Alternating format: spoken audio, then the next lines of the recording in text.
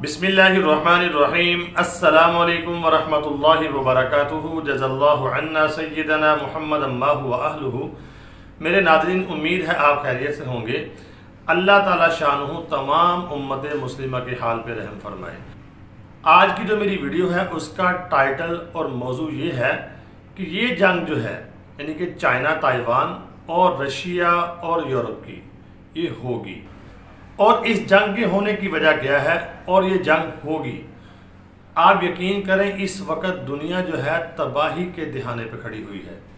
मेरे नाज़रीन, अगर आप हदीसों को देखते हैं, नबी पाक सल्लल्लाहु अलैहि वसल्लम ने हमें जंगों के बारे में बताया है। इसको हदीसों में मलहमतुल उज़्मा कहा गया है, मलहमतुल कुबरा भी कहा गया है।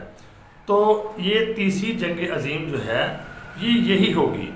तो हालात के तनाजुर में अगर आप देखते हैं इसकी वजह क्या है, यानी कि ये क्यों लगनी है, हालात वो बनते जा रहे हैं। मेरे नाज़रीन, अगर आप गौर करते हैं पूरी दुनिया में इस वक्त यानी कि बहुत से कारोबार हैं, लेकिन सबसे जो मुनाफा बख्श कारोबार है इस वक्त वो है वो असलहा बेचना। और असलहा बेचने वाली जितनी भी कंपनियां हैं वो ज़्यादातर उनका ताल्लुक जो है वो अमेरिका से है। तो उन्होंने कुछ देर पहले ये यानी कि प्लान बनाया कि उनका जो असलहा है वो बिक नहीं रहा।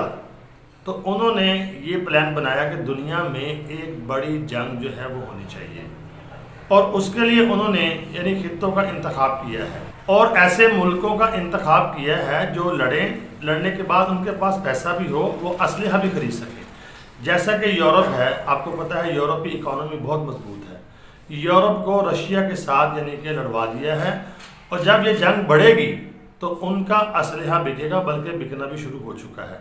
और दूसरा जो महाज होगा वो चाइना, ताइवान और इंडिया और पाकिस्तान, और तीसरा महाज अरब इसराइल वाला खिता होगा, वो सबसे एंड पे आएगा। तो चाइना आपको पता है वो भी बड़ा पावरफुल है, उसके मुकाबले में ताइवान जो है उसकी क्या हैसियत है, वो छोटा सा मुल्क है, वो चाइना का मुकाबला नहीं कर सकता। लेकिन इन ताकतों ने उसको यानी कि शाबाश देकर उसको खड़ा कर दिया है चाइना के मुकाबले में। तो अब उसको असलहे की ज़रूरत पड़ेगी, तो ये असलहा उसको बेचेंगे और पैसा बनाएंगे।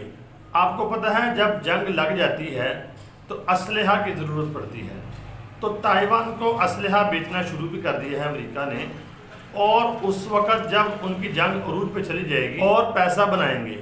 आपको पता है जब जंग लग जाती है तो असलहा की ज़रूरत पड़ती है।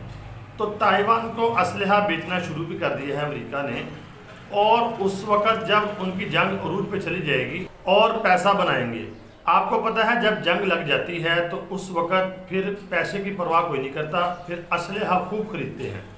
तो ये अब वो ग्राउंड बना रहे हैं कि यूरोप और रशिया की जंग जो है वो छिड़ जाए, चाइना, ताइवान और इस तरह इंडिया पाकिस्तान की जंग छिड़ जाए, और हमारा असलहा जो है वो डबल ट्रिपल रेट मिले। उनको परवाह नहीं है इस चीज़ की कि इंसान मरते हैं, हमारे दुनिया का अमन तबाह होता है, हो जाए।